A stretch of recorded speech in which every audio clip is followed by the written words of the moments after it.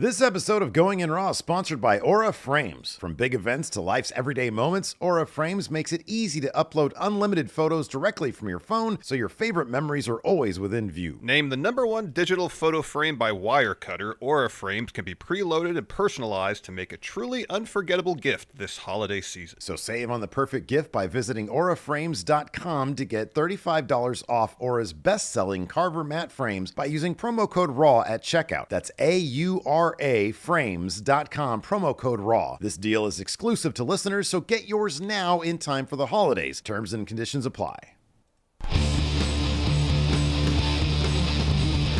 Hey, Friendo, Steve here.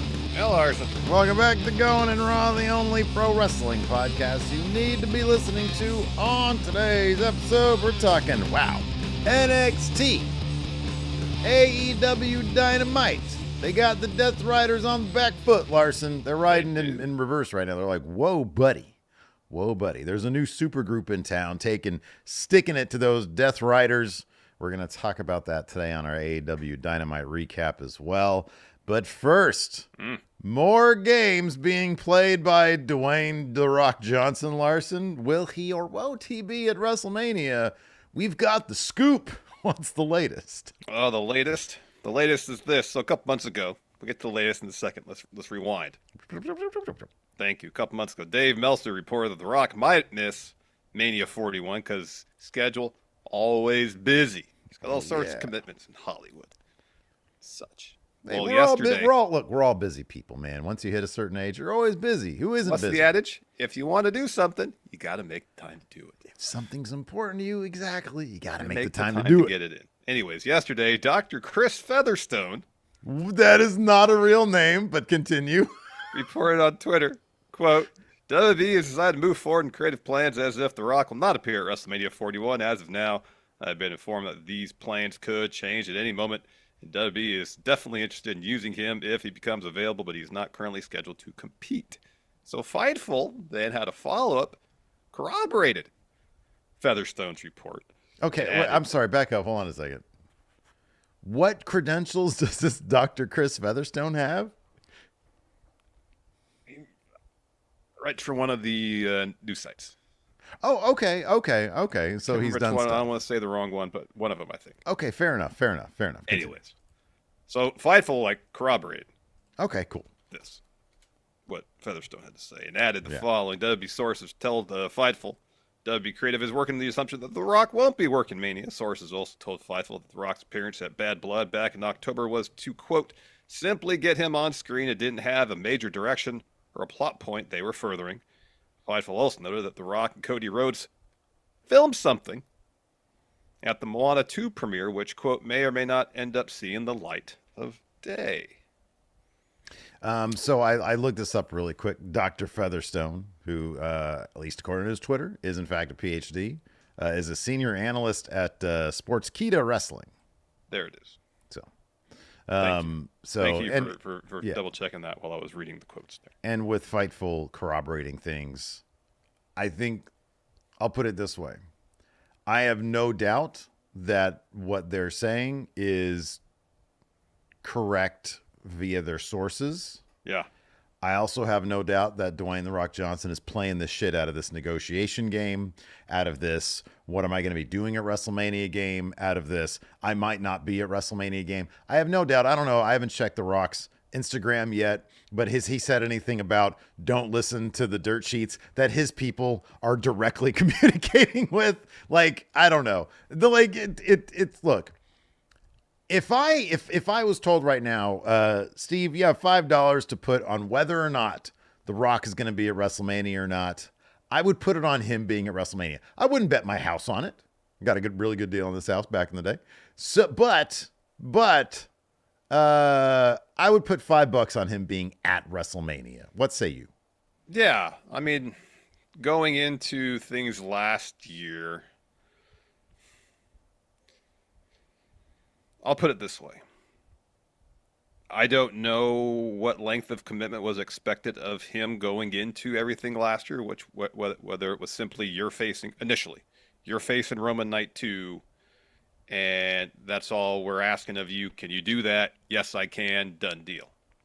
He gets his 30 million in whatever it was for TKO, seat on the board. He gets his compensation, his board spot for, the build up and the night 2 main event. Obviously that changed. He worked both nights. Ended up Cody got the main event night 2. Now, was there any conversations regarding, all right, obviously this isn't the end of the story for you, Dwayne. Let's talk schedule. Let's try to do something. Now, if the commitment initially was to WrestleMania and then nothing afterwards, yeah, I could see where it might be a little fuzzy here, trying to make room in his schedule. But if it was something beyond just the one WrestleMania that he was committing to, then absolutely he's going to be at WrestleMania this year. Because you'd think at that juncture, he would have carved out time in his schedule to make that a possibility. Well, on top of that, number one, I always assumed that the large amount of money that he was compensated with, reportedly, like you said, 30 million, was like way too much for just one WrestleMania program. What do I know? Free market says you get what you're worth, right? Yeah.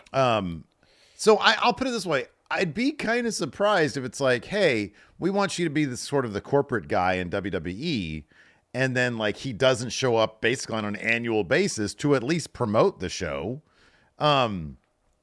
And at this point, because he dropped that promo with Cody after, the Raw after, he did show up at Bad Blood to kind of call out Cody.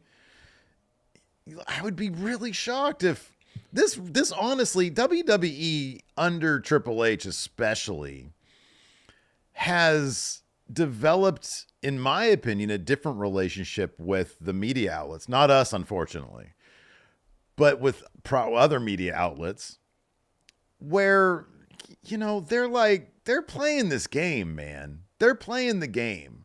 They're putting out there what they want to put out there. WWE is putting out there what they want to put out there. And Dwayne might be putting out there what he wants to be out there. I don't know. I don't know if it's a matter of like, hey, let's like bring expectations to one place and then we'll deliver on different expectations in another place. I honestly think at this point, it's fun to talk about what's being reported about The Rock simply because I fully believe that none of it can be taken at face value. And I believe that the people reporting on this stuff are getting this info from who they're saying they're getting it from. Mm-hmm. But it's so difficult to believe because The Rock is known to play. And when I say games, I mean, negotiations, however you want to say it, phrase it. And if I hope it does lead to like some cool surprises that are unexpected in the lead up to last year's Mania build with him and Cody was so much fun. His role at WrestleMania was a ton of fun. Mm-hmm. And if they want to throw some surprises and if they want to make things not such a foregone conclusion, if it was like, oh yeah, all hands are on deck for The Rock coming back, that's boring. This is much more interesting. So, I don't know. I would take all that stuff with a grain of salt. Is it entirely possible that we see no hint of Dwayne at WrestleMania? Sure, absolutely. He is a busy guy. But you would think that $30 million would cause him to it's like, okay, well, it's not a matter now of if you can fit us in your schedule. It's a matter of we're in your schedule now and you can fit other things around that because we've given you so much money. And I kind of feel like that $30 million wouldn't even be the end of it because there's potential for incentives and other stuff, Maybe we don't know what's in the contract, so we can only speculate on that. It could be. It seems like an obscene amount of money for one program. I would think that stock is involved in this, though. Yeah, and it's like if you want more value for that stock, it behooves The Rock to potentially be more involved right. If his involvement leads to the stock price going higher. Right, you show up. Totally yeah, I totally get that. I don't know. We don't know. Would I be surprised if he doesn't show up at Mania? Yeah. Yeah, especially right. if they shot something at Mania too, because it seems like the direction is Rock Cody. Yeah, they shot. Yeah, apparently they shot something at Moana too. Like, so if at the least they're shooting that with the idea that Rock could be there at the minimum. Mm-hmm. There's a possibility. If the idea is we're not centering our creative about around the Rock being there, well, that's in the back of somebody's mind. because stuff was shot, you would think, to advance an angle. Yeah. And if you're going to do that, then you got an idea that maybe he could be there. Right. Yeah. So maybe it's a situation where they're trying to have it both ways. All right, we'll pair if he's going to be there. We'll do Rock Cody. Roman will face, I don't know, somebody. And in the event that The Rock isn't there, this is what I wouldn't be surprised if this happens. I'll put this out there. I just thought of this the other day. This is not fantasy booking. This is just speculation. If they want to cover their bases, it's simple. You have Roman win the Rumble. I'm just throwing this out there. At the end of which, if The Rock's to be involved at Mania, he shows up to confront Roman. We have a moment which harkens back to him raising Roman's hand after he won the Rumble in Philly, except this time he raises his hand, lays him out. And then you can have the story whether Rock, Roman night 1, winner faces Cody night 2, whatever you want to do, triple threat, however you want to maneuver all that. Rock doesn't show up. Guess what? Roman wins the Rumble. You can do Roman Cody 3. I don't know if that's the match they want to do, but you could do that. Let me ask you this. How many contingencies do you think, given what happened last year, and regardless of the fact that we got a whole behind-the-scenes documentary, a lot of that was probably total bullshit. In terms of, like, the stakes, I'll be honest with you. I think the stakes are a little lower this time because last year was who's going to dethrone Roman, the modern-day Bruno. You know what I mean? Yeah. And it was like, who's it going to be, Cody, or are they going to do Rock Roman? That's much more of a, like a binary situation there. It's like, is it one or the other? And if The Rock's playing games and the people want Cody, then they went with Cody and it seemed to be all right. This year's a lot different. There's a lot more moving pieces this year. Yeah. Where they can go in a lot different directions. Yeah. Cody's got the title. Their dude has the title. Yeah. So it's like you can do any number of matches that are big money matches for the product that's presented now. Would The Rock add tons of value to the night 2 main event? I believe so. Yeah. From a marketing standpoint, you couldn't say he couldn't. And on top of that, you do have some dream match situations, him and Roman and him and Cody, but it's not like Punk's not there. You got Punk to throw in there. You got Seth to throw in there. You got all sorts of people you can throw Randy in Orton there. To throw in there. He's been eyeing that title on Cody's shoulder for months now. Like, there's a lot of potential matches that you could build to be WrestleMania worthy for anybody, any of those names you mentioned that does not involve The Rock. Yeah. It seems pretty clear that despite, whatever attention that was going on with Punk and Roman, they're eyeing Seth and Punk for WrestleMania. That's the match. Sure. That's to be the match. One of them's going to walk in with the title. Yeah. I guess it would make more sense if it was Seth, given what Punk said this past week on Raw, this past Raw.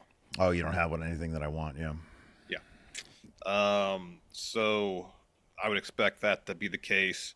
We know who John Cena is going to face in his final WrestleMania. You would imagine it'd be a marquee name. And the way they can market that in a huge way, and Cena ain't going to play those games. See how you get the feeling that Cena's the guy who's like, okay, what do you want me to do? And we'll go ahead and do it. And it's like, okay, we want you to lose to, Karrion Kross. Okay, great. Let's do it. Let's make the most of it. We want you to win your 17th title and beat the record. Okay, great. Let's make the most of it. I've always got the feeling that's sort of Cena. Unless it was, hey, boss, I don't think these guys are going to cut it, so I'm going to bury, But those was, 15 years ago? 14 years ago. That was a long time ago. So, yeah. I don't know, man. I think that, like, I wonder, like, if Triple H, because honestly, like, it kind of just, it's not like everybody in creative needs to be all hands on deck for The Rock.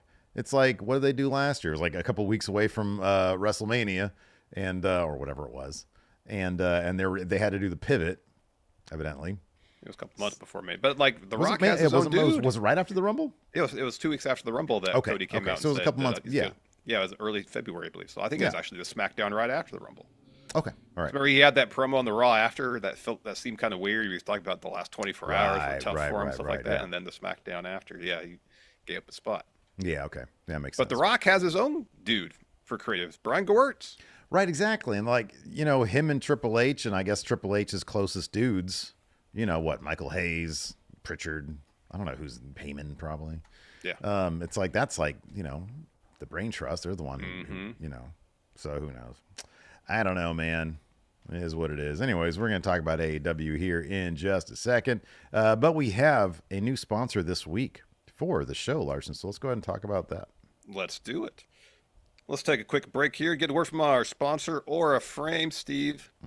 Yes. Very often, I get this phone of mine and I start taking pictures with this phone. And whether it's huge events or just everyday moments, those pictures just seem to be stuck on the camera roll on my phone. And then I want to share them with, say, family. I got to spend a bunch of time searching, scrolling through my pictures, just trying to find them all. Yeah, especially these days. You take so many pictures, it's sort of a mess in there. But if you're looking for an easy way to share those pictures, Larson, check out Aura Frames. Aura makes it easy to upload unlimited photos directly from your phone so your favorite memories are always within view. As you guys know, I lost my dog not long ago, and I got an Aura frame over there, loaded up a ton of pictures of her off my phone, and, I have it set right now, I think, to like every hour, every 10 minutes. It's got like a whole list of things. If you wanted to switch every minute, you can have it switch every minute. If you want to switch it every day, you can do that as well. It gives you a lot of different options, versatility, all that kind of good stuff. So I love it having there every single night. When I turn off my light, it has like a light sensor thing, and I say goodnight to Gypsy Bug. But anyways, you can also personalize and preload an Aura frame, either filled with photos of life's huge milestones or pictures of fun everyday moments for an unforgettable gift. So save on the perfect gift by visiting auraframes.com to get $35 off Aura's best-selling Carver mat frames by using promo code RAW at checkout. That's auraframes.com, promo code RAW. This deal is exclusive to listeners, so get yours now in time for the holidays. Terms and conditions apply. Real quick here, Leg Hair in the YouTube chat is asking us this is going to be on the docket today, but we were like, it's kind of a long deal. The Ryan Nemeth, what was it, like a letter he sent?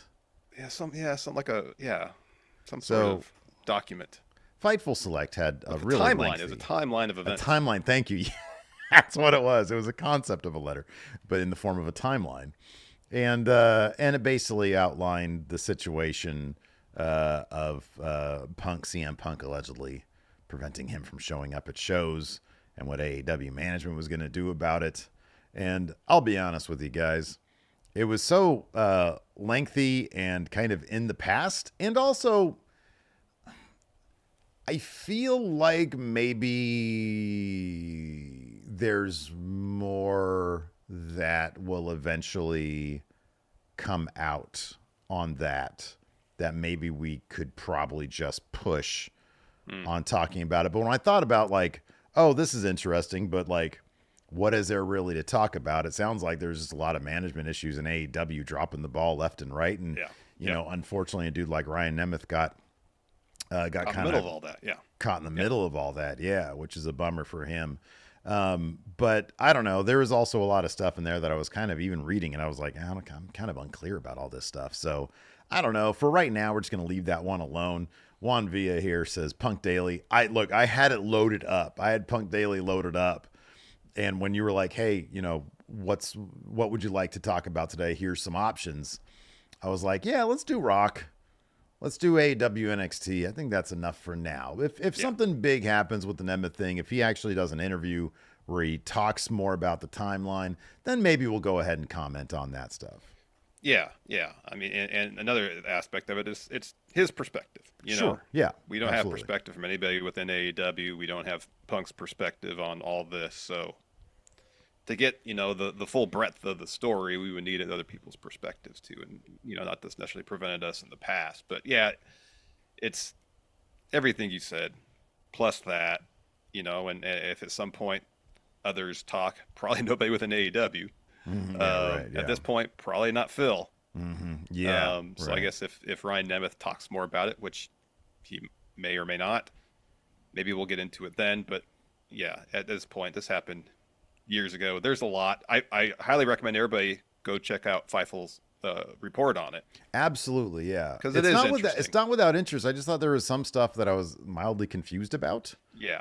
And I was like, I'm not going to speak with authority on this kind of stuff. Exactly. You know, because it's like, I don't know, it's all backstage shenanigans. These days, I honestly, like these days, I know we just talked about The Rock, but that has to do creatively with WrestleMania. I like to talk about the creative aspect of what's going on the television. Yeah. To me, that's just more interesting. We had so much over the years. We had so much like backstage news and backstage this and backstage that. I know. Not to say that's not going to happen again here on the show, but, you know, unless it's something that is like, oh my God, this is like a left turn. This is also kind of stuff that we had heard about as well a little bit to a degree, you know. I mean, and Nemeth is no longer with the company. Neither is Punk. Nothing involved in this, as interesting as it could be, is going to affect what we see on AEW television now. That's another thing that we kind of try to, even in the past, try to stick to is like, will this affect what we see on the television? You know? Yeah. High Plains Drifter. Go ahead. As screwed up as AEW was back then, and Sean Rossap mentioned this on Twitter in replies to people talking about this particular report, that AEW has made a lot of changes to address some of those issues seemingly since this stuff has happened. Yeah. It's been a while since there's been like a big backstage controversy in AEW. That's good. I mean, the hope is that they realized there was an issue back there as far as leadership voids, structure. Yeah, right. You know, a means by which people could take issues and have them be heard and addressed. Seemingly wasn't happening then. Hopefully is happening now. Yeah, absolutely. And it's a healthier backstage atmosphere because of it. That's the hope, but we don't know. High Plains We're not authorities on this stuff, so yeah, it's tough to talk about. High Plains Drifter has been a channel member for 32 months now, says Punk Daily confirmed in the future. It's a possibility. My prediction, though, was that there'd be no current Punk Daily stuff this year, and so far. That's the loophole. It's not that's what I said back then. He wouldn't cause any backstage issues to warrant a thumbnail with CM Punk causing drama. You know, it could cause drama, though, Larson. The latest Big Blue Predictions Challenge, the drama of who will get the new, and this is the thing that I've been thinking about, and I'm finally doing it. We're gonna have a unique hat, just like we had the Big Boom hat, which is going out to Shock Charisma. The Big Blue Predictions Challenge is back for December. I think we haven't talked to Cody about Deadline, have we? Oh, the form's up. Oh shit! Really? Deadline's part of it? Yeah. Whoa. Forms up. All right. Great. So it's for Deadline, it's for Saturday night's main event, and it's for World's End. Correct. All right. It's a 3-event deal. I only have 2 of them on this great little graphic I made. But here's the new hat for the Big Blue Predictions Challenge. Exciting. I try to do it kind of in like a Saturday night's main event, a retro vibe. It's got like a WrestleMania type font to it. But this hat right here could sit on your head if you win the Big Blue Predictions Challenge for December. And it's very easy to do. It costs $5 a month to be part of the Friendo Club setup. You click join right here on YouTube to become a channel member, or go to patreon.com/Stephen Larson. Click on the Friendo Club setup. That's also $5 a month. You get the same stuff. You get access to the Big Blue Predictions Challenge. You get access to the question threads for all the recap episodes, and you get access to our healthy backlog of bonus episodes from back in the day. And if you participate in the Big Blue Predictions Challenge for all 3 events and you win, you get the most points at the end of those events, you will get the Big Blue Predictions Championship hat. This new one with it's got some blue on it, it's got some red on it, it's got some white on it, it's got like a gray back thing on it. So it's a really sharp hat, man. This is a really sharp looks good. hat. Yeah. I hope it lands on my head. That's the hope. You know, man, my goal honestly now is to craft hats that will literally make you angry that you can't get your hands on them. Yeah. Next, you know what? January, you think of a new year, new things, you know, like fresh grass, fields of green, maybe like an Oakland A's themed hat for the January. Well, you'll be looking at it and be like, oh, that's my team. Not my team anymore. Oh, my wait. So you're saying if they move to Sacramento, they're not going to be your team still? They haven't moved to Sacramento. moving to Vegas. Well, I mean, they have actually moved to Sacramento, but as a temporary deal, yeah. If they stay here permanently, I don't know. Then that's the decision I got to make then. Fair enough. What do you think of AEW last night, dude? I thought it was better than last week's. I endeavored to watch 90 minutes of last week's, and it was a pretty inert episode of Dynamite last week. I know it was the night before Thanksgiving. And I thought this week at least they tried to, it was far from perfect last night, but they felt like they at least tried to advance some things. And, they seem to have, you mentioned there is a new force in AEW to counter potentially the Death Riders. Mm-hmm, yeah. And they're starting to expand the scope of that story a little bit by bringing in Jay White, by bringing in Hangman Adam Page. And that's a start, but they need to keep, there should be a line in the sand in AEW. You're either one side or the other. That's kind of what I feel like. Mm-hmm, Either you buy into what the Death Riders are saying and you want to be a part of that, or you're Team AEW and you're trying to fight for them, And I'm not saying every single member of the roster has to be involved, but I feel like a good portion of it should. Mm-hmm. This should permeate the entire show, and that should have been the case since they kicked this thing off. Mm-hmm. And I don't exactly know why they ain't doing it, because that's the kind of story that if you have something with scope and it brings in a lot of people, that can generate some excitement. Sure. And it just seems so narrow in its view to date that, I don't know, maybe it's wishful thinking to say, oh, now they're bringing in Paige and Jay White, they're going to start broadening the story out. I'll believe it when I see it. I think it's just, hey, we need people from Mox to face at World's End, and after that match, Paige and Jay White, they're out of the picture. Orange Cassidy finally out of the picture. And then next challenger comes along. Because that's just how AEW is kind of operated. They just kind of cycle through contenders for their champions. I mean, dude, maybe it's going to be a little bit of, what is it, like Charlie Brown and Lucy with the football? Yeah. For me, I did like what I saw last night in that, because you did see, for example, MJF brought up Mox has the championship and that's your fault, Adam Cole. So it's on the minds of other people. It is expanding, and I'm hoping that one of the criticisms or one of the things that we've discussed is, Garcia, and by the way, I hate that he didn't keep the Jack Perry TNT title, but Garcia had a fire lit under his ass. He got the TNT title. Private Party, same with them. And I wonder, and it is going to be the thing where we did get a story beat last night. Now let's see what they do with that story beat. So 1,000%, it's a wait and see thing, but at least we have something to wait and see. You know what I mean? And so, yeah, they brought Hangman in it, and Moxley's reacting one way to him. And Mox found himself for the first time getting fucking stomped, getting vaporized last night by Jay White and Orange Cassidy. Orange Cassidy hits the orange punch, and Mox stumbles around, but he's still defiant. He walks right into a Blade Runner, and then Hangman and Jay White. And Jay White's like, man, me and Hangman have had a thing, but I'm going to stand back here and watch this buckshot go down. And Hangman, singular focus, when because he's so locked in terms of his emotions, that once he's locked in on something, it doesn't matter what happened 2 hours ago or yesterday or last week. He's locked in on this thing. So he ain't thinking about Jay White. So he takes down Mox with the big buckshot. Now, how is Mox going to respond? This is one thing I saw a clip on social media floating around for years.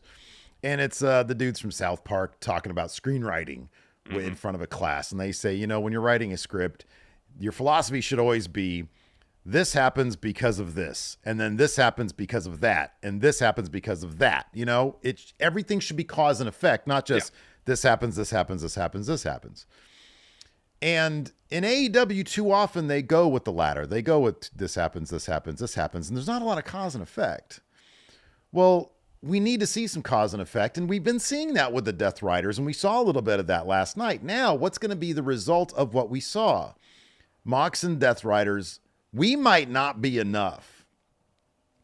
So Private Party would be perfect, because they got the fruits of that labor, right? They understood the lesson, and they applied it, and now they're champions.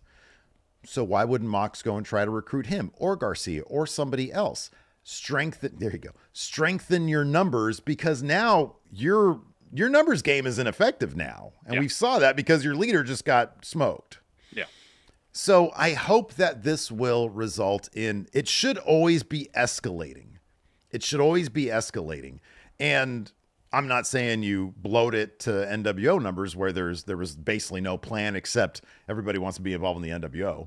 Yeah. And all we have for our story beats is who's going to be in the NWO. They want to be involved in the NWO, probably to get some of that NWO merch money, you know. Yeah, who wouldn't? Hey, I'd be there too. Yeah. I'd be like IRS. But yeah, I want to see, okay, this was cool. This was a story beat. We're not going to be punching bags, and we're some heavy hitters for AEW. What happens next? Is Hurt Syndicate going to realize or recognize or understand, hey, this is what happened? Is the C2 going to be used to advance some of this? I have no idea. Is Claudio and like Shelton, are they in the same?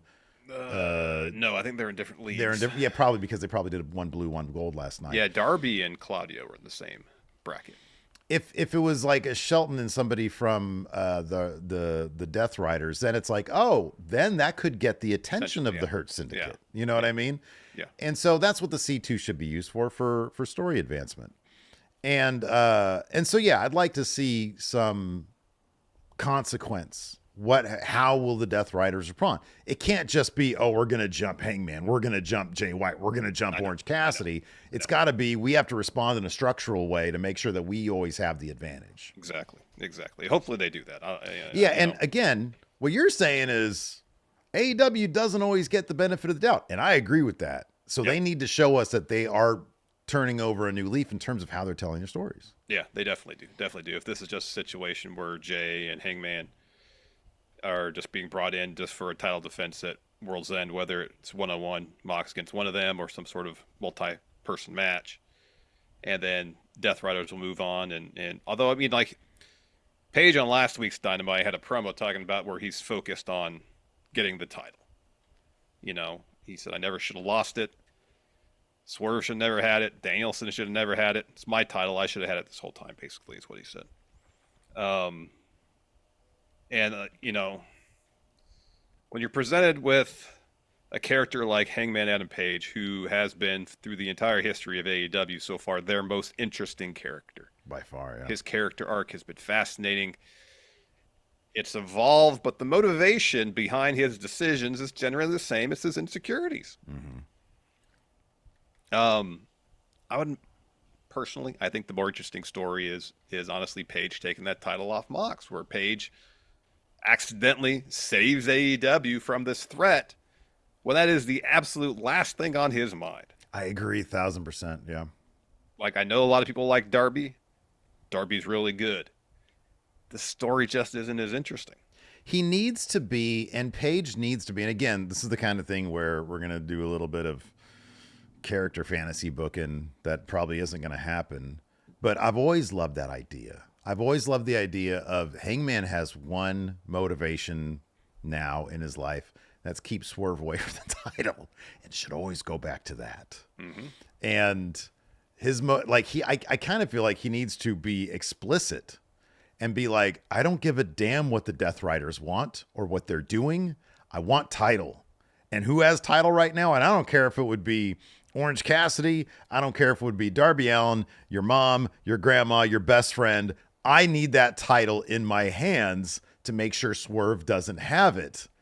Because what a terrific long-term story that is, where Swerve just cannot get out of this dude's head, even when they're not related at all right now in the moment. Mm-hmm. And for it to be happenstance that the dude trying to transform the company has the title, and Hangman is celebrated by everybody when he does beat him, and he's like, what is this love and adulation? I have no need for this, or I'm so far past this, and being confused by it. I think that'd be terrific. Yeah. Well, we even heard last night, it's a good crowd for Dynamite last night. Great crowd last night. Right now, so much of my enjoyment of AEW's television product is based on how good the crowd is. Because for the last few weeks, the crowd has not been good. Right, yeah. It wasn't good at Full Gear. It wasn't good for TV for several weeks. Last night's crowd, I think they were in the Indianapolis area. And don't get me wrong, it's always kind of a chicken and egg situation. It's is. like you can have a good crowd giving crap stuff and they'll still kind of respond. Or you have a good crowd giving really good stuff and they'll really respond. Or you can have a dead crowd who just doesn't want to do anything. You give them $1 million and they'll be like, you know? Yeah. No, I get it. I understand.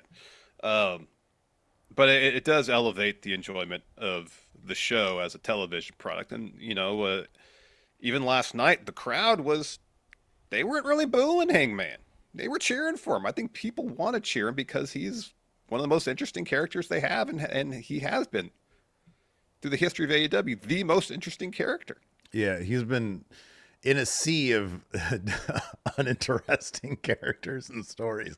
Hangman has been the most consistently, this guy is super interesting. Yeah. Yeah. Honestly, the one time when he wasn't is when his Punk feud, because he clearly didn't want to be jobbing to Punk. But yeah, other than that, like, even that, I was thinking about that the other day. Here's a tangent. You can even motivate that based on his own insecurities. Mm-hmm. Yeah. Because he thinks Punk's coming after his spot. Yeah. So, anyways, yeah. We can just jump into it. I don't get the detail about the Death Rider stuff. So Jay White has a match against Pac. Of course, Wheeler Yuta rocked some serious hat head last night. Ringside with Pac. Jay White gets the win. So at one point, Pac sends Jay out of the ring, distracts the refs. So Wheeler hits Jay with a D+, puts him in the ring, and then Jay just hits a Blade Runner out of nowhere to get the win.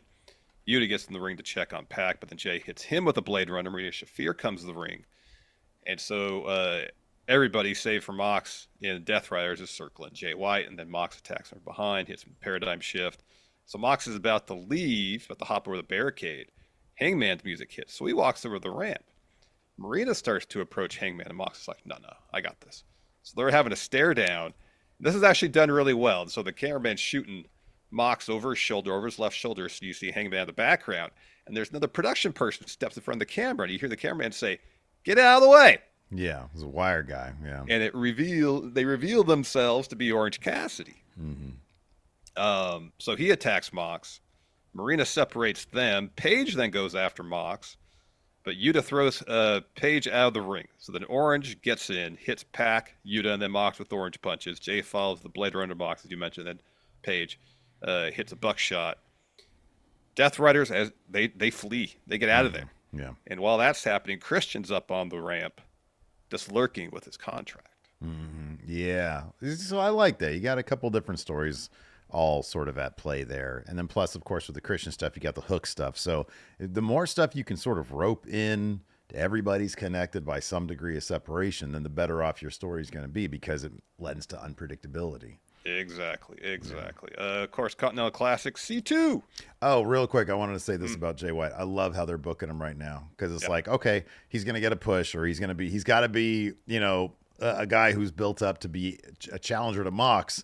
So we actually have to have him win and do cool shit. He ate that knee. Plus, he was rolled back in with the Blade Runner. Yeah. That was sick. And this new thing of him just Blade Runnering everybody, I love it. That's how he should be booked. Yeah, and they're booking him as a babyface, but fundamentally, he's the same character. He's the same guy now. I love that. Yeah. Which is how you got to do it. Yeah. Sort of like Hangman Page, fundamentally. Same character. He's just been through a shitload of trauma. He's been through a lot. Mm-hmm. C2, that's what kicked off the Dynamite last night. We had a really good video package about last week's matches, hyping up last night's matches too. So the show kicks off with Shelton Benjamin versus Kyle Fletcher. It's a really fun bout. And then Kyle gets the win by rolling up Shelton and grabbing the middle rope. Mm-hmm. Has to cheat. Dude, that was my complaint about the C2 stuff last night. 2 cheat wins. Not into that. I feel like you should have just chose one. Either do Claudio or you do Fletcher. They could both get wins, but I don't know, just a blatant low blow and a blatant, like, 2 of the easiest cheats to do. I don't know. I saw some complaints on social media about how Kyle Fletcher just beat Will Ospreay clean. Yeah, Didn't have right. to cheat in that match. Yeah. So now he's just taking the easy way. Like he should be like a good fucking wrestler, you know? Yeah. Well, I don't know. I mean, they're protecting Shelton, which I appreciate because Shelton's great, and they're having him wrestle on a weekly basis. Basically, he could still really go. You know, he's still putting on entertaining matches. But there's got to be another way. Yeah, I understand that the two cheaty wins. There's got to be another way to kind of approach it, so they kind of separate themselves in terms of how the match finishes. MVP laying into Shelton about, being disappointed. I get it. He's a veteran. He should know better than, to allow a win like that from a much younger guy like Kyle Fletcher. And I feel like the disappointment probably would have rang more true if he would have lost clean, But I mean, I get it. I get it. They're trying to protect Shelton. They're trying to protect Brody King. At a certain point, you just got to have people win and lose matches. Have Shelton go on a rampage after that. Yeah. Or have Hurt Business. I mean, the thing is, here's the thing about Kyle Fletcher cheating. Hurt Syndicate should then be pissed off at the Don Callis family and go after them. Yeah, not just production people backstage. Yeah. I saw Meltzer complaining about the C2 and that in comparison to G1, where for the most part, New Japan loads up the G1 with all their top stars. Sure. And if that means they take L's, they take L's. Right. Whereas Tony Khan seems hesitant to do that. So, I know Juice got injured on Collision and Commander's replacing him. You can pick out the people in each of the bracket who are probably going to win at most one match. Right, yeah. Yeah. And sometimes you could do that in the G1 too, but they always throw surprises at you. Mm-hmm. Yeah. There's always one major upset, and the field is so much larger that it kind of makes sense. All right, you need a couple dudes in there that are going to take a bunch of L's. I get it. The way they introduce Shelton too, have that guy go far, or at least rack up a lot of points. Yeah. And I'm not necessarily, and I get it, but you got to make some hard decisions. You can't have it's just a heel, so he's cheating because you want to protect the other guy. No. Make some hard decisions. Figure out the math. They did a good job, I think, last year with it. Yeah, I thought they did too. Another thing, like these protected losses, is kind of a cop-out in terms of telling stories sometimes. It is. No, it is. It absolutely is. Because you could tell stories from people taking L's. Mm-hmm. Yeah. So anyways, Kyle gets the win via cheating. After the match, we get a recap of the C2 action from Collision where Ospreay beats Juice Robinson, and Juice broke his foot or his ankle or something. Yeesh. And then Daniel Garcia and Okada go to a time limit draw. So then backstage, this is the portion you mentioned where MVP is yelling at Shelton about his loss. He's asking him, why are you playing around with Fletcher? And he says, I love you, but I'm disappointed with your performance. That's not how we do it. So he and Lashley leave. A production guy walks through, and Shelton lays him out. Lashley and MVP come back. They start joining in on the beatdown, lay out some security too, and then MVP yells, that's what we do. Mm-hmm. They hurt people. They're the Hurt Syndicate. And then also in the C2, Brody King versus Claudio Castagnoli. A great match. A phenomenal match. And the finish saw a cheat. I'm not a dude, I'll be honest also, I'm not a fan of you're looking in the eyes of the ref, you do the low blow, and because the ref is looking at your eyes, he doesn't notice in his periphery. An obvious back kick, yeah. Obvious back kick for a low blow there. Yeah. But that's how it went down. But, I mean, you can't argue with the meat of this match as just being absolutely phenomenal. Brody King is terrific, and, of course, Claudio is Claudio. They were beating the shit out of each other. It was pretty good stuff. Talk about someone getting the shit beat out of him. Let's talk about Swerve destroying Max Caster. This was the highlight of the show. Caster's a wild situation because in his performance during the backstage with the Acclaim, so they did a backstage interview where basically Billy Gunn is like, hey, you know what? No one person here made the Acclaimed. All three of us made the Acclaimed. And there's this thing of Caster calling himself the best wrestler alive. And he's like, all right. And Bowen's like, you go prove it. But during the performance of this backstage segment, Caster was just, dude, I don't know. What's your read on it? It's so weird. It's like he doesn't want to be doing this, but I can't tell if that's in character or not, which kind of makes it like, yeah, I want to see. If the point of a heel is I want to see this guy get wrecked, they did that last night really well. They did. Caster does annoying really well. He does. And part of it is I think is his kind of aloof approach to his performance, where it comes off, as you mentioned, where I don't know if he even wants to be doing this. And I'm not necessarily talking about the segment. I'm talking about being in AEW. You know, I know, right? But like, maybe even being a wrestler. You know, is that therein lies the irony of him calling himself the best wrestler alive? He's not very good because he got squashed in 3 minutes by Swerve. He got murdered by Swerve, and it was so satisfying. But dude, isn't that what you want? Isn't that what you want? Well, even to the backstage thing, Bowens or Billy's like, we got to talk you out of this. You shouldn't be out there doing this. MVP's in your head. And on commentary, they were saying ever since MVP handed Caster his business card, there's been a pivot in Max Caster just being hyper focused on himself and not the team. And then Billy's like, hey, Bowens, talk some sense into him. Bowens like, you say you're the best wrestler alive? Go out and prove it. And Caster's like, oh, thanks. See, I need the support. Thanks for support. Goes to the ring, gets destroyed by Swerve. And he's so like oh, thanks, I really need the support. He's so over the top sarcastic that it's like, does this guy want to be doing this? But then, dude, maybe I'm being played, you know? Maybe that's the entire point of his character. I think that's his thing. That's his thing, yeah. Yeah, that could be. Boy, that has been the thing ever since. It's been this thing off and on for a while, but now it has been. Even his thing. That's the thing that that's the thing that kind of fucks with me a little bit, is that when they were supposed to be like baby faces, he was doing this kind of shit. Yeah, he was. And it was just like his thing. Like Bowen just comes off as like a very genuine, earnest person, you know? Oh yeah. Yeah, for sure. I can imagine this is who that Bowens is the same way off screen that he is on screen. Right. You know? Yeah. Like there doesn't seem to be any pretense about him. Mm-hmm. Everything about Max Caster's performance just feels like pretense. Mm-hmm. Yeah, like it's a big fakey fake. Say, I'm performing now. Yeah. Yeah. But then maybe that's just the thing. I think that's the thing. He does that to be annoying. Yeah. Because it is really annoying. Yeah, right. And it makes you want to see him get his ass kicked. Yeah. But that's like the point of being a bad guy. Yeah, it is. Yeah. So maybe this is what Cody was trying to do, but Max Caster's actually doing it. Wow. That could very well be. In any event, man, it was awesome, man. It was just what's that kick that he does? House call? House call, yeah, it was house call. Three after house call after house call. He fucking annihilated this guy. Like Caster got some offense in. I can't remember exactly what the move was. Sort of no sold it. 3 house calls, he wins. Yeah, he did. And then he's like, he starts to leave. Spirit bit. Like, I'm not quite done with this dude yet. And goes back, hits him with a stomp. Mm-hmm. Yeah. Wrecked him.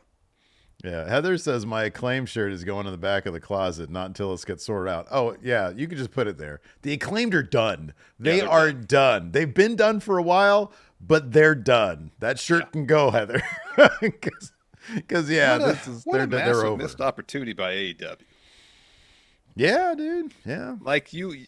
But here's the thing, though. Okay, hold on a second, though.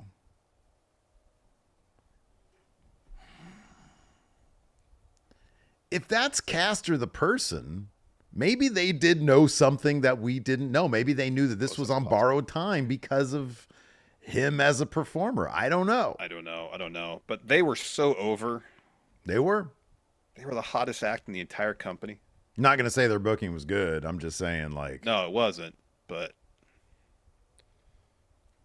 you know, imagine if they'd reached I know they won the tag titles, but sustained title run.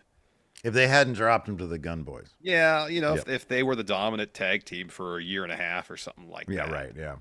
And then MVP comes calling. I know the timing doesn't exactly work out, but you know what I mean. Mm-hmm. Something happens that puts, Caster gets full of himself because they're so dominant. Then he starts calling himself the best wrestler alive. Then this all happens. Mm-hmm. But they were just kind of languishing for months, and then Caster decides, I'm the greatest wrestler that ever lived. All right. Yeah. Yeah, he just started using that phrase, and I'm like, yeah. What are you talking about? Like he had a conversation with Sammy Guevara back when we saw him at that PWG show. Yeah. Hey, you know what? You know what'll really confuse people if you start calling yourself the greatest wrestler alive. Is that what I want? Yeah, oh yeah, that's the new thing. I talked to Cody about it. Cody's all about just confusing people. Yeah, seemingly. Speaking about, I guess not confusing, we kind of knew who would be the final two in the Dynamite Dozen Battle Royal, especially you watched Dynamite last week. So I didn't, but when our text exchange last night was funny because you just texted me, they're telegraphing who would be the final two. And you just say what the context was. I started Dynamite. Assume you're watching live, but I know you don't. Yeah. Sometimes I do, but sometimes I don't. And I wasn't watching live, so I text you back. Haven't started Dynamite yet, but I assume you're talking about Cole and O'Reilly. Yes, because, dude, when you saw who was in this match, it's Archer and Cage, and I like Archer and Cage. I do. Cage especially. He's such a fun wrestler. Archer's always been so fun to watch. Why didn't he grow a beard years ago? I know, he looks great, right? He looks like super buff Bobby Roode. He looks like $1 million with a beard and like a full head of hair, not the weird mohawk thing. Yeah, he looks great. Big buff dude. Love them big dudes. Archer's great. Archer's tons of fun. Oh, he's terrific. He's terrific. So there's that. There's Rocky Romero. Flight. Rocky Romero's in there. Top Flight. All of Top Flight's in it. So all three of those dudes are in it. Well, no, it was Top Flight. It was both the brothers, it was Martin brothers, plus and Andretti. Leo, plus Action Andretti. Yeah, both the brothers and Andretti. 3, but there's 4. Who's there's the other Dante one? Darius. There's Action, and there's Leo. Leo's part of Top Flight? I think at least somewhat. Yeah. Does he wear? Is that the same crew that wears the plane outfit or the pilot? They don't do outfits? that anymore, though. They ditched those.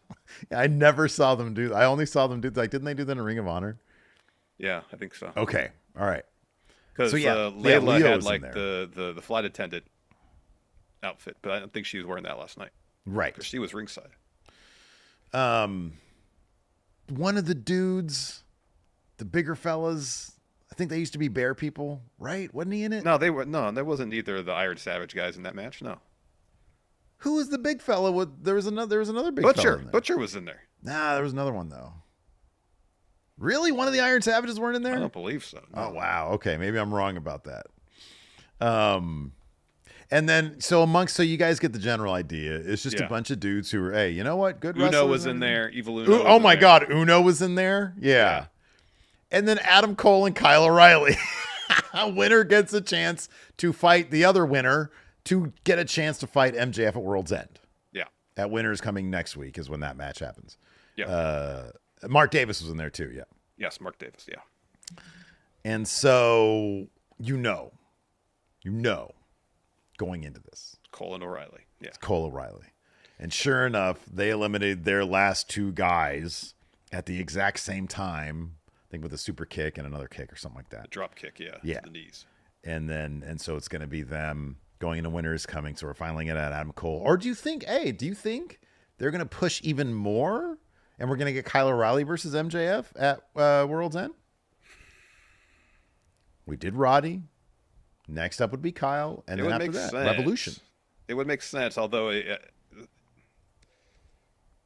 there's potentially something kind of satisfying if Cole is the one that beats MJF for that ring. Mm-hmm. So I don't know if since the ring is on the line, then it might make more sense to have Cole be MJF's opponent, but it wouldn't surprise me if Kyle O'Reilly won. Yeah. And faced MJF. Yeah. It's just in that case, the finish is telegraphed. MJF is going to have that ring for another year. Whereas if Adam Cole's his opponent, maybe Cole will win it. We don't know. That's a good point. Yeah. Yeah. For the sake of drama, I'm hoping Adam Cole wins next week. So anyways, after the match, later in the show, MJF cuts a promo from his house. And he says, you remember Better Than You, baby? We were white hot. Everyone in the company was happy. Me with the world title, you standing by my side. It was record-breaking, Adam. And then you turned on me. For what? Because you thought I was going to turn on you first? You don't have proof of that. Look at the butterfly effect you've created. Your friend, Roderick Strong's arm is broken. Now you have to face your best friend, Kyle O'Reilly, and beat the shit out of him just to get an opportunity to get your hands on me and my Dynamite Diamond Ring at World's End. To make matters worse, now Mox has taken over AEW, rules with an iron fist. And Adam, it's all on you. And I'm sick of it. I'm sick of you walking around thinking you're the hero when really you're the villain. The jaundice-infested villain who must be terminated. And you will be. I don't think you can beat Kyle. In fact, I know you can't beat him. And that'll be proven next week on Dynamite, and for that, you can thank me later. So maybe MJF's going to cost Cole the match. Who knows? That could very well be. That could be. We also had Anna Jay taking on Penelope Ford. This was like the last in their in their series. They had a really good video package highlighting their rivalry through the years too. Yeah. I appreciate they're doing that to remind people. Oh yeah, these two competitors have a pretty extensive history. Before the match, we had because this is all about the TBS title stuff. Mercedes Moné had an interview. She's asked about so what happened. I didn't watch Dynamite. Last week? What happened with Camille? She Mercedes is about to fire her, and then Camille says, "You can't fire me because I quit." Okay. And I guess on Collision they found Camille laid out backstage. Okay. And so Mercedes is asked, hey, what is that about? And that's when she's like, "Oh, I don't know. She quit. She doesn't work for me anymore. Not my concern." Yeah, okay. All right. And then she says, "My concern, though, is Anna Jay. She's sticking her nose where it doesn't belong. At Full Gear, I showed I was the greatest TBS champion tonight, and as a match against Penelope Ford, and I'll be watching it very closely." As we all were, Anna Jay got the win here with the Gory Bomb. I thought it was a good match. Anna gets on the mic afterwards, says, "Mercedes, I know you're watching tonight, so get out here." Moné shows up. She's like, "Oh, I was watching. Let me get one thing straight. If Statlander can't beat me for this, then what makes you think you can? Brian must have kicked you too hard in the head, but I like your confidence. So if you want a shot at the TBS title, then I think you should come back in 10 years when you've done something." And then Anna Jay says something like this, and then she slaps the shit out of Mercedes, and she acts like she's about to fight. But then she leaves, and that match happens in 2 weeks. Yeah. Holiday Bash, I think it's called. Dynamite on 34th Street? Is that the one? That's the one prior. Because Dynamite on 34th Street is actually on Sunday, the Sunday before Christmas. Because Christmas falls on a Wednesday. Ah, okay. All right. So that Dynamite, I guess we have a show to shoot that Monday then. Yeah, sure. Oh, yeah, sure. Why not? Yeah. Whatever. You just tell me when to go live and I'll hit the button, dude. Sure. I'll make adjustments to the calendar, which I haven't looked at in like a week and a half. So then Mariah's got a match against Mina at Winter is Coming. So she has a sit-down interview with Renee. And she's asked Renee, "Hey, do you have any friends, or you just talk to people and poke holes in things that they say?" She says, "As long as I hold this title, anything I do is the right thing to do, so sit here and listen.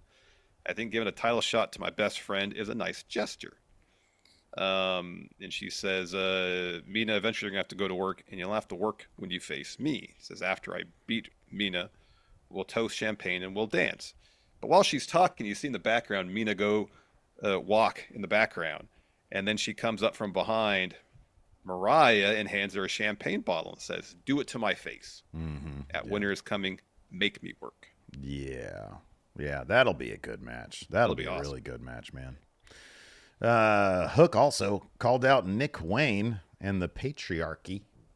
He gets on the mic, says, "Nick Wayne, I heard what you said this past weekend. You want to fight me in a couple weeks?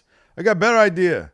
I'd rather fight your dad and leave him in worse condition than mine after he was attacked by you guys. How about we fight right here, right now, though, Nick?" And so the patriarchy comes out. Christian and Mother Wayne, I should say. They walk down the ramp, but Nick Wayne and Kip Sapien attack Hook from behind. Hook fends him off. He locks Nick in a red rum. Mother Wayne starts to get in the ring, and Hook releases it. Christian tries to attack him. There's some awkwardness, and then Christian does attack him with his contract folio, and then the patriarchy beat him down. And then they concerto Hook's arm. Yeah. So, there you go. Guess he can't do the red run with only one arm. You can't do the red room if you only got one arm. A Kansa Hajime. None of that with one arm. Nope. We got a really cool Julia Hart video package. These are awesome. Yeah, these are rad. She's got her set sight on Jamie Hayter. Just really well done, well produced stuff. This next bit we're going to talk about. Hold on. Whoa. Jericho stuff is always at the end of the AEW recap. Oh, sorry. We had another really well-produced thing, video package. Bandito's coming back. Well, this was a produced one. I mean, there was some production value. It was like an Old West type town they found to shoot it. Yeah, they found like an Old West production town, which was fun. So there's production value. a couple dudes, and they were like, "Oh man, you hear about this guy coming back?" It's like, "Yeah, he's coming back, and there's a big reward for his head." It's very old west stuff. Yeah. And you see it. Were you like cycling through your head like, "Oh, who could they be talking about before the reveal?" Or did you know in the immediate? No, actually, I thought I was like, oh, is Brian Keith getting a push? Oh, that would have been, yeah, because I was cycling through like, okay, who's like an old west that's type the first guy? person I thought of was Brian Keith. Oh, that would have been good. Yeah. Yeah, because I was like, Hangman's already out there. They're not going to be doing this for him. No. And I was thinking, like, who could it be? And then it was. But then Bandito. the poster shows like, oh, Bandito. That makes that makes sense. Perfect sense. Yeah. This next bit, Chris Jericho's New York Minute. It's just him promoting Final Battle. So did you do this last events. week also? No, not that I saw. Oh, okay. No, he had a really mid match against Ishii last week. Oh, that's right. Okay. They tried to replicate the magic of the one they had where they chopped the hell out of each other, and Jericho's chest was bleeding profusely and came up well short. Okay. So yeah, he did like he was like a news broadcast. Yeah. And he was promoting all the future aid. It kind of, they used to do it in the territory television days. They would always do like kind of stuff like this where they'd be heavily promoting. But did you hear who Jericho's opponent's going to be at Final Battle? Is it Cardona? Because I see Heather here saying we can hope for a Cardona win. It is, yeah. Spoiler alert, not Cardona. Thanks, Heather. Heather's my Ring of Honor insider there. Yeah, that's which is interesting given Cardona's relationship with GCW and the whole to do about Ricky Starks getting pulled from GCW shows and stuff. Yeah, is he still doing it? Yeah, but is Cardona still? He's not like a GCW guy, is he? Is he still doing stuff with them? As far as I know. It's Matt Cardona. He's on his own Cardona Island. That guy's awesome. And he's always ready. So if you need an opponent for somebody, call it Matt Cardona. Right, exactly. No, he's terrific, man. I wish he would win, but I don't think he's going to. No, he's not going to win. No. Anyway. You want to talk NXT now? Sure. Let's talk NXT. We got Deadline coming at this weekend. So we got the final Iron Survivor qualifiers. They did a bit where Trick Williams busted his neck against Ridge Holland. Ridge Holland put him on a table. Yeah, DDT, his finisher, the package DDT on the table. Made a big deal about that. Yeah, he got taken out in the stretcher, but apparently the match is still happening. Can we not have Eric Bischoff in NXT anymore? Yeah, that's a great idea. We don't need a point of that guy being there. No point. No point whatsoever. 0 point. So the show opened with the women's last chance qualifier. Jada Parker, Ren Sinclair, Kalani Jordan, Cora Jade. This match was a lot of fun. The finish was really creative. So towards the end, Lola comes out to try to hit Jada with a back fist while she's running the ropes. Well, Jada evades. And so Ren Sinclair eats the back fist. She falls into a cover of Cora while Lola pulls Jada out of the ring. Ref counts the pin. Ren wins. Yeah. Yeah. Later on, Jada Parker, who's probably my favorite character in NXT. She's so goddamn genuine. She is really good. She's really good. So she comes out, calls out Lola for an underground match. She's like, I want that right now. And she's like taking over the place. And she's telling the ring crew, start setting this up for an underground match. Take the ropes down, yeah. And then back from commercial, she's like, you want to cost me 2 qualifiers? We're going to run it back, an underground match. Ava walks to the ramp. She's like, look, I understand your frustration. I'll give you Lola Vice, but not tonight. This Saturday at Deadline. You versus Lola Vice in an NXT underground match. And then Lola comes out. She calls Jada a stupido. She said, this is my world, and you don't know anything about it. I think she uses a couple more curse words in Espanol. And she's, I'm going to knock your ass out. But then joke's on her because Jada knocks out Lola with a back elbow. Yeah. Lola Vice is currently undefeated in underground matches, isn't she? I think so. Isn't she? Yeah, I think so. I feel like that go-home math right there she'll remain undefeated in underground matches. I would love to see Jada win that, though. Then we had Eddie Thorpe interview. So Sarah asked him about the incident last week with Ava, and he says, Sean and Ava were right to not suspend me, letting me compete tonight. They watched the tape back, showed I did nothing wrong, gonna win, become the next Iron Survivor. Lexis King walks in and says, Eddie, you really got to control your temper because being a loose cannon won't get you anywhere. I've proven to everyone that I'm not my father's son, and now I get a chance to win a singles title, something my father never did. Says, I don't know if he should have been suspended, but I understand that things could be really frustrating. And Eddie's like, whatever, leaves. And Lexus says, it's not about Eddie. Tonight is about the King. They're actually making me actually appreciate Lexus King. Yeah, that's wild, isn't it? It is. Yeah, he's great. It's crazy. Like, wow, he's actually doing good work. Yeah, he is. He actually has a character that's actually interesting and multi-dimensional, not one-dimensional like what he was doing. Like, he's kind of shitty, but he's also kind of good. You know what I mean? Yeah. Like, I like that. Yeah, he's shitty, trying to be better, though. Yeah. I like this right here, and then it made me sad that WWE... I'll talk about it in a second. So, we had a Javon Evans interview. He's like, who do you think is going to win the men's last chance qualifier? And he's like, I think it's going to be Cedric. So, X-Pac walks in. Hold on, say it right. How am I supposed to say it? X-Pac! Oh, yeah, X-Pac. Dude. I didn't know if you want me to do the chicken voice that Jeff used to do in the old apartment. No, you don't do that. I mean, like 7 o'clock in the morning, we'd hear X-Pac. Yeah, no, you don't do that because that only popped me. And he's like, hey, man, I was the same age as you when I upset Razor Ramon.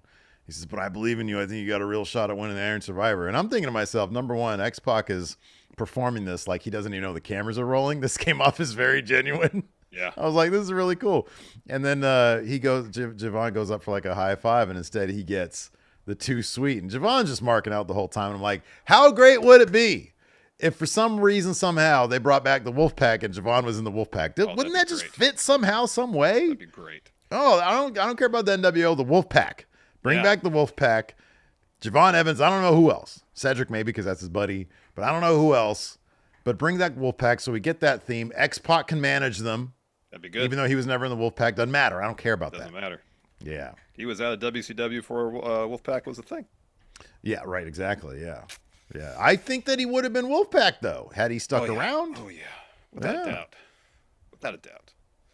So in the final match of the night, we had the men's last chance qualifier, Lexus, Cedric Alexander, Axiom, Eddie Thorpe. Axiom in the finish. Axiom hits Eddie with a half-and-half suplex, followed with a golden ratio on Lexus King, but then Thorpe pulls Axiom off the cover, out of the ring, covers King himself to get the win. We had another thing with Eddie later on. But then to close the show, Roxanne Perez comes out, cuts a promo, just pretty much talks crap about everybody in the Women's Iron Survivor match. All the participants, save for Ren, come to the ring. They surround Roxanne. Roxanne gets out of there. They all start brawling.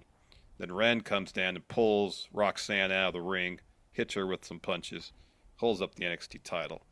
And then the camera cuts backstage as refs tell medical, hey, follow us. And Eddie Thorpe is laid out in the showers. We have a mystery attacker. Who do you think it is? I hope it's Obafemi. Yeah. And I hope that Obafemi is now going to be in the Iron Survivor match. I think that's a distinct possibility. Yeah, that's good. No slight to Eddie Thorpe, but, I think Oba being in that match would be pretty awesome. Last time there was a mystery attacker, ended up being Nikita Lyons. Mm-hmm. Maybe she's the mystery attacker this time, too. Well, there was a thing a few weeks ago where Obafemi handed Nikita her entrance gear back or something. Yeah. I don't know, maybe that's the connection. Oh, yeah, they're all mystery attackers. Yeah. Yeah, that could be.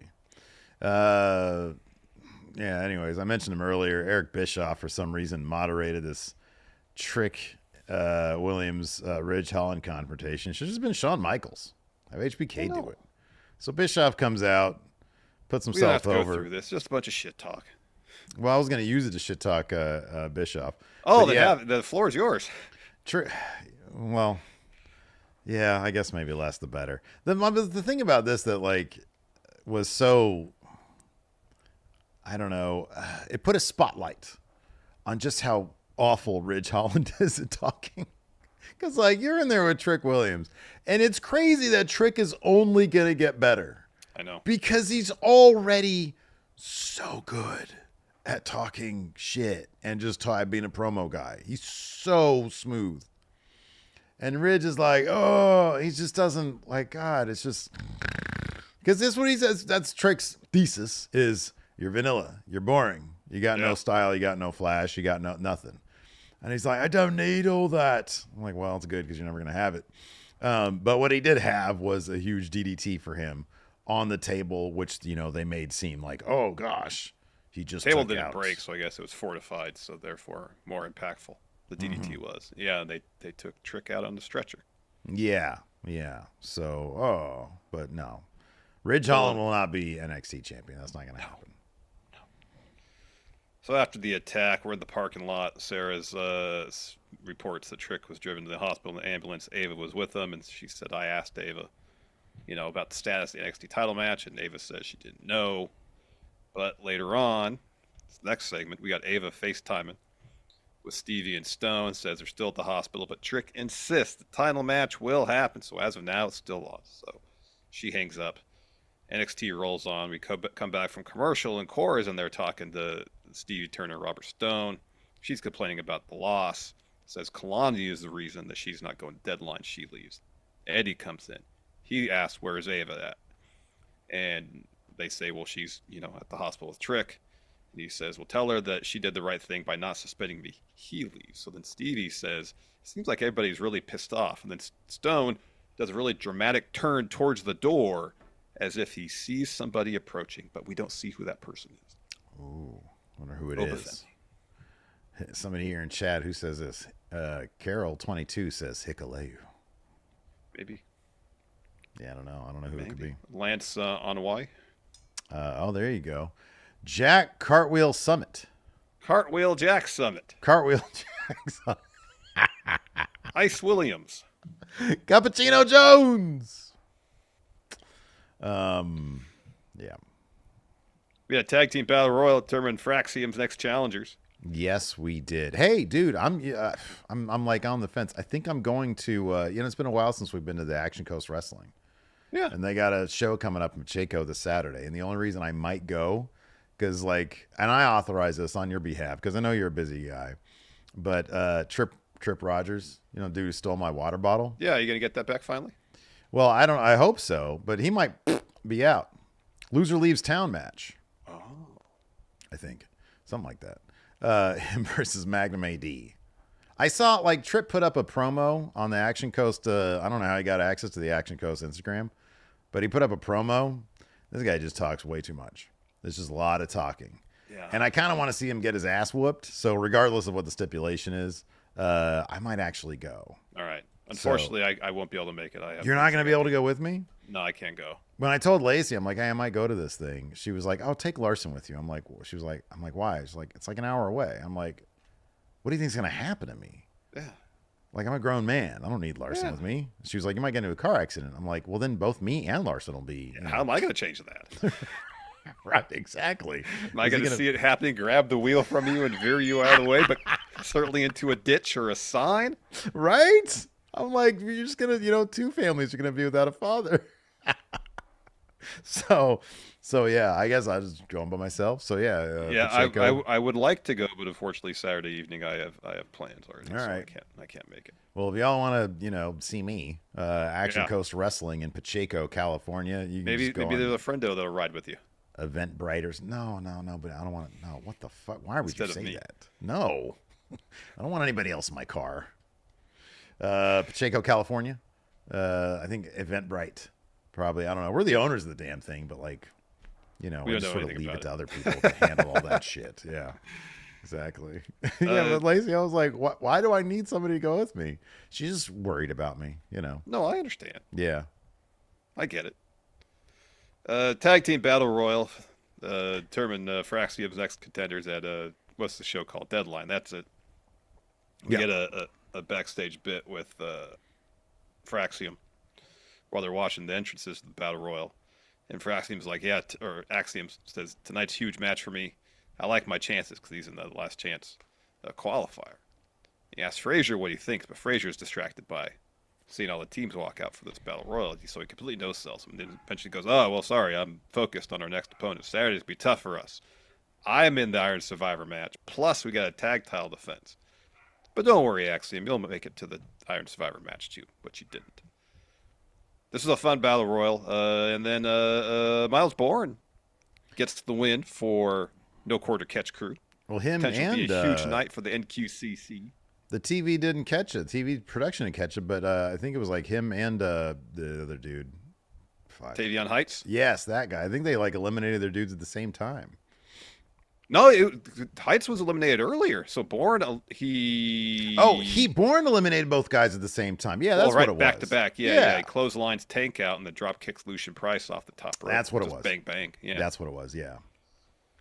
So then later on, Dempsey tells Bourne and Heights this Saturday they have a chance to win the tag titles. And then he says, well, what about our Iron Survivor here too? And Red says everything went exactly how she planned it. And on Saturday, she says, let's go get the win for the NQCC. Man, this next segment that we're about to talk about really bummed me out. So Sean Spears is backstage with Brooks and Nico. And Spears tells dude that, you did some beautiful work last week. He was like, with the talent we have, we could do more than the Tony D family. And Nico is like, he's like, you're almost ready to be unleashed. We're just missing one thing. And we realize he's talking about a woman. And because Gigi Dolan and Tatum Paxley are walking by, and Spears is like, Gigi, I'll be watching your return match. And he's like, okay, whatever. And they're like, he's creepy. Gigi beat Izzy Dame in a match, and Spears was watching from the ramp. Fatal Influence was backstage, but I'm like, Gigi, run. Don't walk. Run away from Sean Spears. Run away from him. Yeah. And we have more on the Carmen and Ashante. Oh, man. Love connection, maybe? I don't know. Love contract between these two. So we got Dion, Lennox, Get it on. Brinley, and Carmen. They're backstage talking about Ashanti. And Carmen says, Brinley, you were right about him. And Brinley's like, you might have taken what I said out of context. And then someone brings in some flowers for Carmen in there from Ashanti. He says, hey, best of luck on your match tonight. And the texts from Nikita were prior to us. So not a worry. So later on, Carmen takes on Nikita Lyons.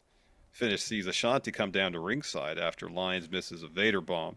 He starts cheering on Carmen. Then he gets on the apron, helps Carmen up, sees that Nikita's coming out and going to hit her with a forearm, pushes her out of the way, so he eats the forearm. So he tumbles to the floor. And then Carmen hits Lyons with her finisher to get the win. Then Carmen gets out of the ring, and Ashanti's like, we did it! Got the win! And so then she gives him crap for pushing her out of the way of the forearm. Yeah. It's like, you pushed me. It's like, but you got the win. It's all part of a plan. Oh, man. So I imagine next week she'll watch the tape. Yeah. Realize that he pushed her out of the way to save her from eating that forearm. He ate it. And then nudes will be exchanged. Well, no, something else is going to happen next week. Everybody wins. Something else is going to happen. I realized. What? I put up a question thread, but this is wild. I put it up and I forgot to put it for members only on the YouTube. Oh, so we got a bunch of questions. No, quite the opposite. We only got 2 because I don't think it sends a notification out specifically to our members. There you go. So, apologies to everybody. If you guys are a member. We're going long today, so. If you're a member, Larson says no to people loading up. No, I'm saying if we're like here 35 minutes and like, oh shoot, we're light on questions, it'd be a shorter show. That's not an issue, Right. No, I say the longer these days, man, length is everything. Oh man. Also girth. We have some channel member re-ups here and a couple of gifted channel memberships. Mike Fontenot says, how long do you predict it'll be until we get an all NXT alum WrestleMania? More or less than 10 years. I'll go one better. A WrestleMania consisting of only 2.0 and after alum. I mean, the thing is, I don't know about that because, like, they always sign people from other places and stick them straight on main roster, or they do that from time to time, put them on main roster. So, I don't know. 20 years? People last so much longer these days. Yeah, it's going to be a while. It's going to be a while. Yeah, 15, 20 years. Yeah. And then Mr. Dope and W.S. Fletcher both gifted a membership to the community. Thank you very much, gentlemen. Thank you so much. Appreciate it. Thank you. Man. Atomic Nerd here asks, if you were turning heel, what would be the first thing that you would change about yourself? Oh, man.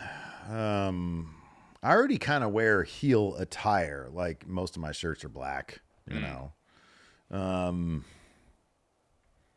What would I do? I mean, I don't really have the genes to grow a proper heel goatee or like a beard, so that's out of the question. My head is too weird and lumpy to like you have a great bald head right there. Like if I had your hair, I'd just go to Turkey. But because my head is like not as, smooth and round like yours. So I couldn't like shave my head like Kyle Fletcher, for example. Yeah. So what does that leave me with? I guess for me, since one of my defining characteristics is beard, I'd have to shave it off. You don't want to do that. That'd look weird. You want? When I say OBS disconnected, that's no good. Reconnect, please. There we go. Yeah, okay. That's odd. It's back. Let's see here. Clown says you dye the beard. Oh, get some Just for Men in it? Yeah, just. It's an idea. That's an idea. I mean, why would that make you bad, though? That would either make you younger or unless just my gimmick is a villain with midlife crisis. There you go. Yeah. Sebastian Garcia says, besides wrestling, what other media have you been watching recently? FSI says Steve talks about his head like it's a lump of Play-Doh. That's what it honestly, like you rub. That's what Steve thinks. There's so much. It's like you've ever seen like a map of like one of them topographical map, like where it's the elevations all over the map. At most, that's rolling my head foothills. It's not. Dude, bro. It's like the whole. It's not the topographic map San of Joaquin California. Valley You got over here. the coastal mountain ranges and the Sierra Nevadas on either side, and you got the Central Valley in between. It's not that. Dude, that's exactly what it is. Like the Rockies. Come on, what else have you been watching other than wrestling? That's the question. Oh, we're moving on from the heel one. That's a bummer. What now? Oh, I thought you gave your answer already. I'd carry knives. All right. Knife pervert Steve. Yeah, Jay White. He's called the, what do they call him? Switchblade. Where does he never produces a switchblade? Because he's the switchblade. He is the knife. Wow. I would be more literal about it. Oh, you just carry a bunch of knives. Yeah, switchblade. I'd be the switchblade aficionado. So why not just take the name Knife Pervert then? I don't know, man. There's like a certain connotation to the word pervert, Yeah, that's true. I don't know if I want to go down that. I might get canceled.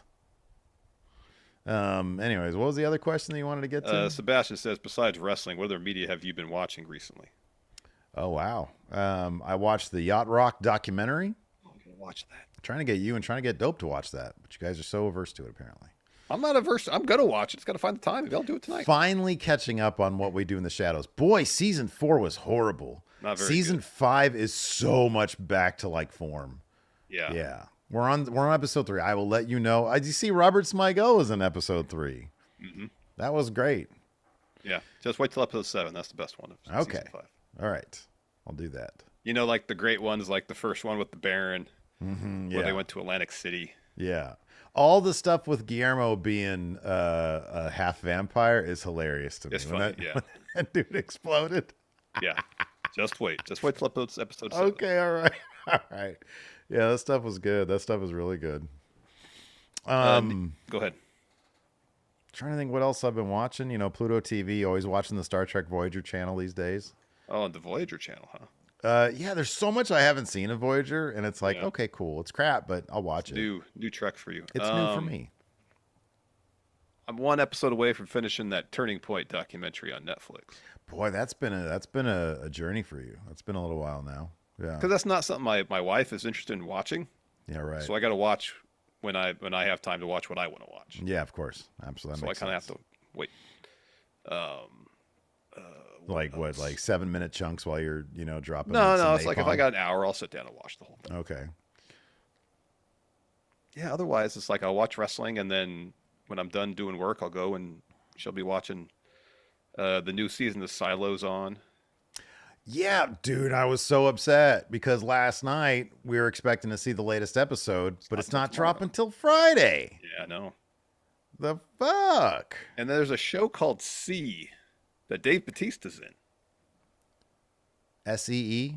Yeah. I think I've heard of that, but I haven't heard anything about it. I just knew Jason about it. Momoa. So I've caught bits and pieces of that. Is it any good? I have no idea what's going on. I've heard that Gyllenhaal show on Apple's good. Presumed Innocent. Oh yeah, I've heard that too. I kind of want to check that out. Weren't you the one saying that it was shot kind of like looked like it was shot on an iPhone? No, that was a different one. That was the Colin Farrell show. That isn't the Penguin. Okay, that's right. That's what. It Yeah, was. that one's crap. Boy, that's terrible. Sugar? Penguin. We watched Penguin. Penguin was good. Penguin's fucking awesome. Did you finish that yet? Yeah, I did. Holy Yeah. shit. Oh, wow. I'm happy they didn't end it like they typically would with, like full redemption arc and all that. No, he's a bad guy. Yeah, that he's was a piece of fucked shit. up, It man. was messed up. That was fucked up. Yeah. Luis here says, with the Acclaimed all but done, what have been your top 3 favorite Max Caster raps? I don't know if I can remember. None of them have ever made me go like, oh. Yeah. Most of them are like, oh. Yeah. Oh. Decal asks, what does Ashanti need to do to win the heart of Carmen Petrovic? Oh, man. I don't know, man. I'll just give a straight up answer. Just, be respectful. Be funny. Honestly, to be funny.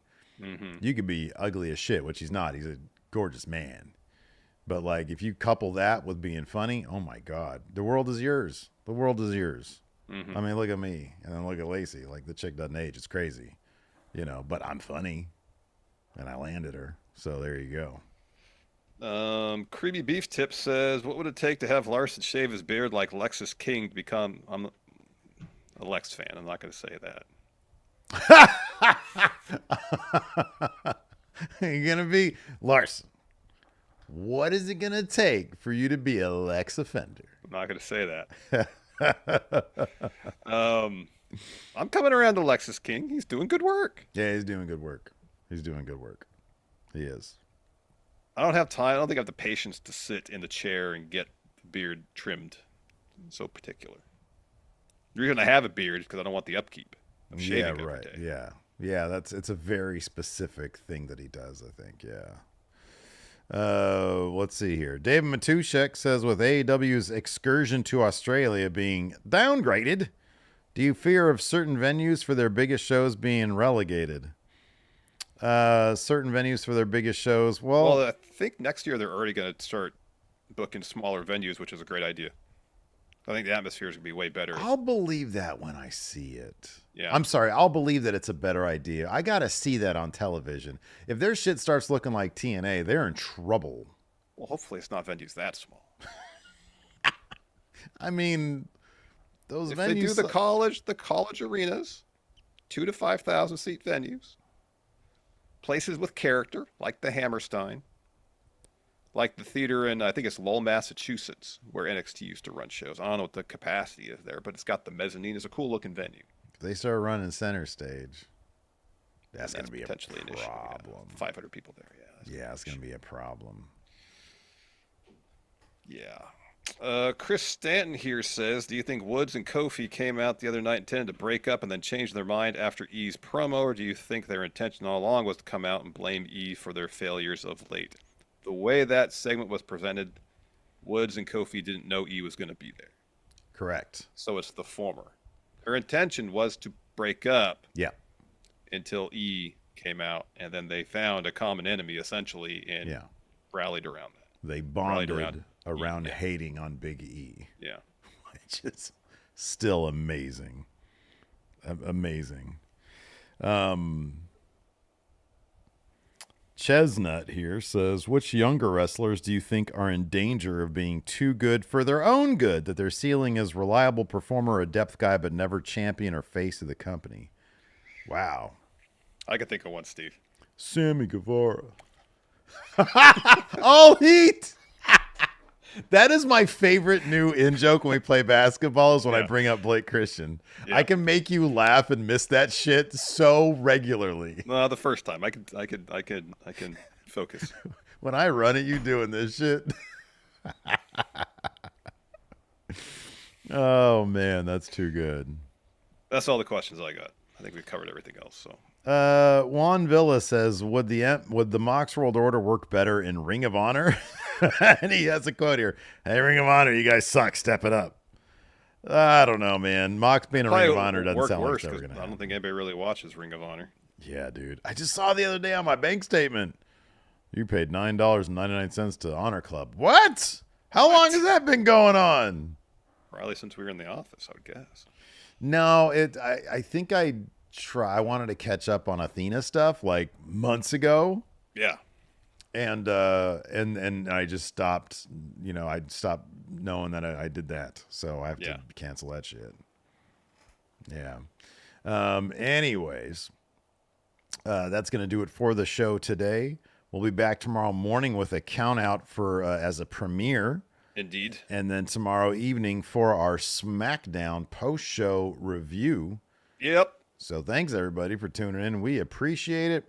Until next time, we'll see you guys around. Goodbye.